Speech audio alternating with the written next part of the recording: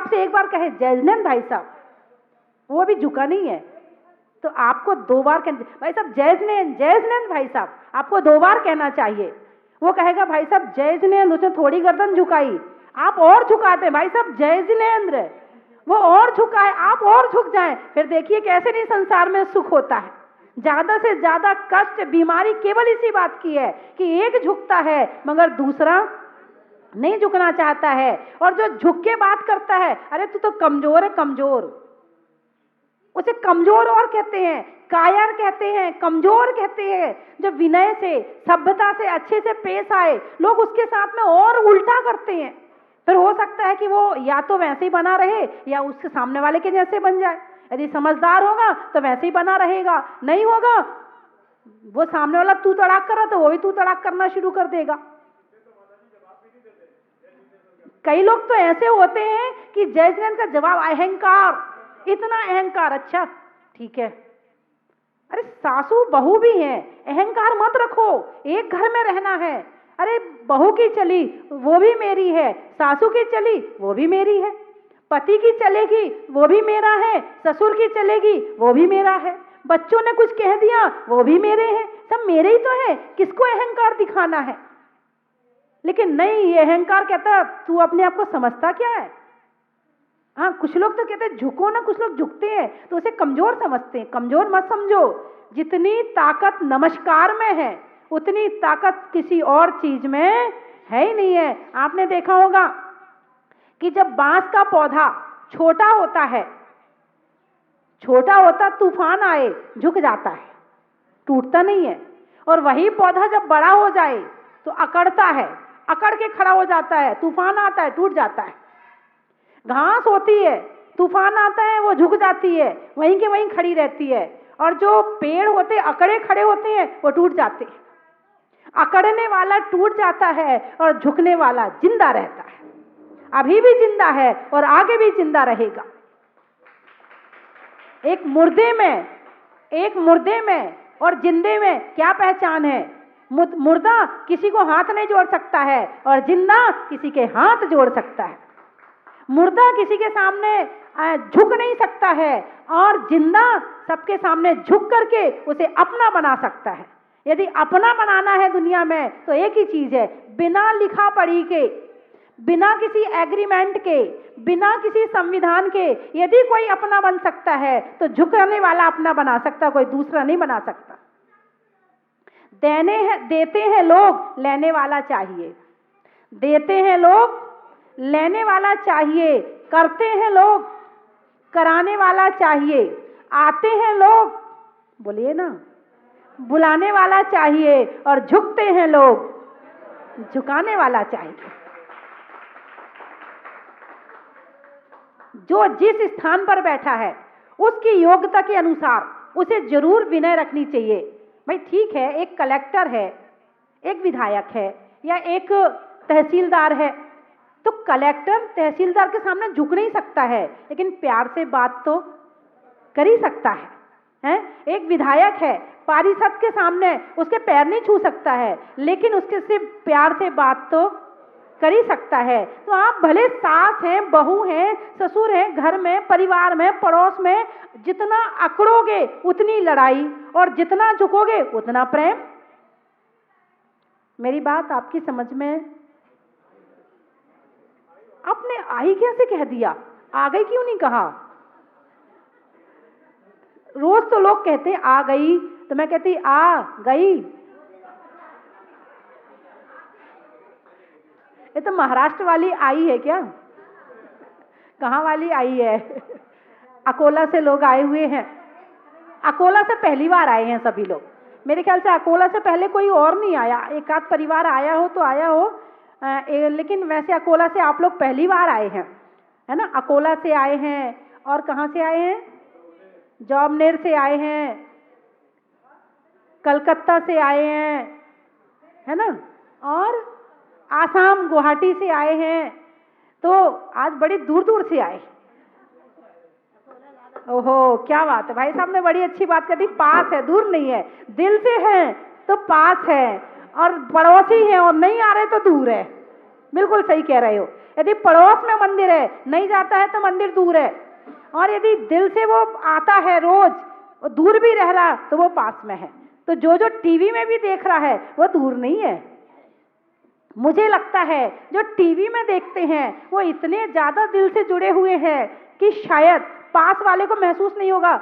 एक बहन जी थी, वो यहीं पास की हैं, वो कह रही थी माता जी यहाँ रहो ना तो अपने घर के काम दिखते हैं, ऐसा लगता कि ये कर लो वो कर लो, कहाँ कैसे जाएं वहाँ मंदिर के दर्शन करने, नहीं आती हूँ। और जब मैं यहाँ से वो दूसरे शहर में जाके आधे दिन वहाँ रहती हैं आधे दिन यहाँ, बोले जब वहाँ जाती हूँ टीवी में देखती हूँ, ओहो मुझे तो जहाजपुर जाना है।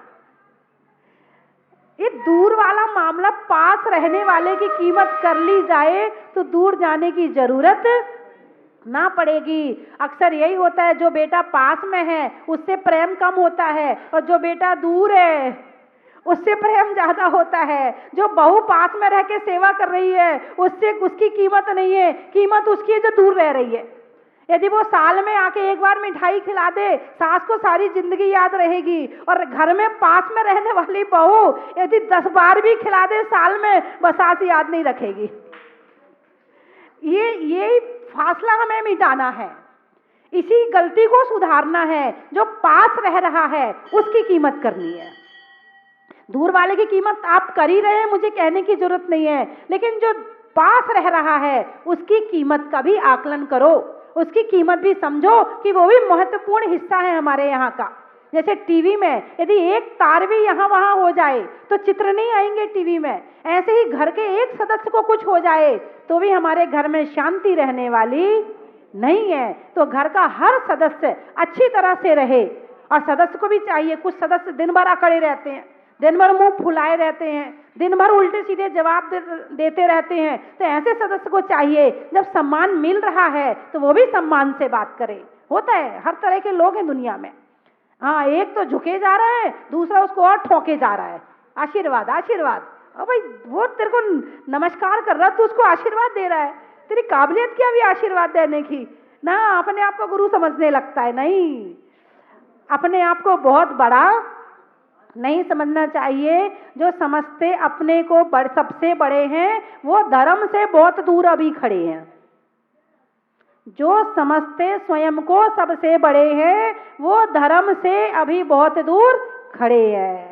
जो अपने आप को बड़ा समझता है वो धर्म से दूर खड़ा हुआ है। यदि वास्तव में बड़े बनना चाहते हो तो झुकना सीख लो, बड़े बन जाओगे। मुझे चर्चा तो कुछ और करनी थी और चर्चा कुछ और हो गई, अच्छी चर्चा हो गई। तो बंधुओं, मनुष्य पर्याय पाई है, मनुष्य पर्याय के दुखों की चर्चा करनी थी, देवगति के दुखों की चर्चा की, नरक के दुखों की चर्चा की, त्रयंच गति के दुखों की चर्चा की। अब चर्चा आएगी मनुष्य गति के दुखों की, कि मनुष्य गति में कौन कौन से और कितने प्रकार के दुख हैं। आप ऐसा करना, जब तक अब मैं नहीं बता रही कल तक, तब तक आप खुद भी गिनती लगाना।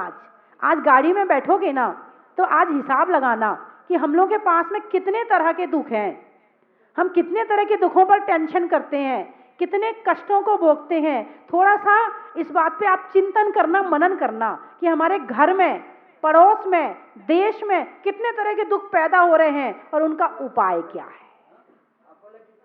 तो आप लोग उपाय ढूंढेंगे तो मिलेगा जरूर। ऐसी कौन सी चीज है जो ढूंढने से नहीं मिल सकती है? सब कुछ मिल सकता है, इस संसार में सब कुछ मिलता है, ढूंढोगे तो मिलेगा। घास फूस है ना, वो तो यूं ही मिल जाएगी घास फूस, लेकिन बाग बगीचे हैं तो ढूंढना पड़ेगा, वहां तक पहुंचना पड़ेगा, वहां तक जाना पड़ेगा। घास फूस तो आपके ही आंगन में पैदा हो जाएगी, लेकिन बाग बगीचे के लिए आपको मेहनत करनी पड़ेगी, पुरुषार्थ करना पड़ेगा। तो सुख ढूंढना पड़ेगा और दुख घास फूस की तरह तुम्हारे आसपास मंडराता रहता है। और ऐसा नहीं, सुख भी है भी, लेकिन हम लेना भी नहीं जानते हैं। बहुत सारे सुख के पेड़ हमारे आसपास में खड़े हुए हैं, मगर हम उसको छोड़ करके घास की तरफ ज्यादा देखते। जो मैंने कहा था कि घर की बहू को कम देखते हैं और बाहर की बहू ज्यादा याद रहती है। घर की बहू का सम्मान नहीं करेंगे, जो बेटी चली गई ससुराल में उसको याद करेंगे। ऐसे ही सुख जो हमारे घर में है हम उसकी तरफ नहीं देखते हैं, जो हमसे दूर जाके बैठा है उस सुख को हम ढूंढते हैं। तो जो चीज हमारे पास में है, हमारे घर में है, पहले उससे सुख लेना सीख लें। ये सब चीजें हमारे पास, ये दिमाग है ना, ये अच्छा भी है। इसको जैसा बनाओगे, जैसे कंप्यूटर में सॉफ्टवेयर होता है, सॉफ्टवेयर डाउनलोड करना पड़ता है, जो सॉफ्टवेयर डाउनलोड कर लो वो वैसा काम करने लगता है। ठीक ऐसे ही हमारा दिमाग एक कंप्यूटर है। अब इसमें आपने सुख का सॉफ्टवेयर लोड करा होगा तो वो निकल के आएगा, और दुख का करा होगा तो वो निकल के आएगा। जैसे कंप्यूटर में डिलीट करने की भी बटन होती है और सेव करने की भी बटन होती है, ऐसे हमारे कंप्यूटर में भी डिलीट करने का भी बटन है और सेव करने का भी बटन है। तो आप जो इसमें जितने कचरे हैं उसको डिलीट मार दें, विचारों के कचरे, जितने विचारों के बुराइयों के कचरे उसको डिलीट मार दें, और जितने अच्छी चीजें हैं उसको सेव की बटन दबाएं ताकि वो हमेशा याद रहे। अब आपने मेरे प्रवचन सुने, इसे सेव करोगे कि डिलीट करोगे? देख लो, सेव किया भी है, पहले से फीड है आपके उसमें, टीवी में सुन सुनकर कर लिया होगा। बहुत अच्छी बात है, बड़ी खुशी हुई मुझे सुनकर कि आपने सेव किया भी है। हाँ, यही काम आएगा, और कुछ काम आने वाला नहीं है, यही काम आएगा जीवन में, जब भी काम आएगा, इस जन्म में भी और अगले जन्म में भी। सुखी करने के यही उपाय है, दूसरे उपाय नहीं है। तो आप लोग अपने जीवन में आगे बढ़ें और सुख को प्राप्त करने के लिए पुरुषार्थ करें। एक झोली में फूल भरे हैं, एक झोली में कांटे रे, कोई कारण होगा, हाँ अरे कोई कारण होगा। एक झोली में फूल भरे हैं, एक झोली में कांटे रे, कोई कारण होगा, अरे कोई कारण होगा। नाग भी डस ले तो मिल जाए किसी को जीवन दान, नाग भी डस ले तो मिल जाए किसी को जीवन दान। चींटी से भी मिट सकता है किसी का नाम निशान, अरे कोई कारण होगा, हाँ अरे कोई कारण होगा। एक झोली में फूल भरे हैं, एक झोली में कांटे रे, कोई कारण होगा, हाँ अरे कोई। सागर से भी बुझती नहीं है कभी किसी की प्यास, सागर से भी बुझती नहीं है कभी किसी की प्यास। एक बूंद में हो जाती है किसी की पूरी आश, अरे कोई कारण होगा, हाँ अरे कोई कारण होगा। एक झोली में फूल भरे हैं, एक झोली में कांटे रे, कोई कारण होगा, हाँ अरे कोई। धन का बिस्तर मिल जाए तो नींद को तरसे नैन, धन का बिस्तर मिल नींद को तरसे नैन। कांटों पर भी सोकर आए किसी के मन को चैन, अरे कोई कारण होगा, हाँ अरे कोई कारण होगा। एक झोली में फूल भरे हैं, एक झोली में कांटे रे, कोई कारण होगा, हाँ अरे कोई कारण होगा। का मित्रों में, सात का तीर्थंकरों में मुनि सुब्रत नाथ का आप लोग कहें बड़ा ही महत्व है। पंखा में झलने का, बच्चों में पलने का, भगवान के जमीन से निकलने का, आत्मा में एक का, मनुष्य में नेक का करने में भगवान के अभिषेक का, लगाने में नारा का, प्रभु के द्वारा का करने में भगवान की शांति धारा का, सब्जी बाजार में झोला का, चढ़ाने में गोला का और आने वालों में अकोला का,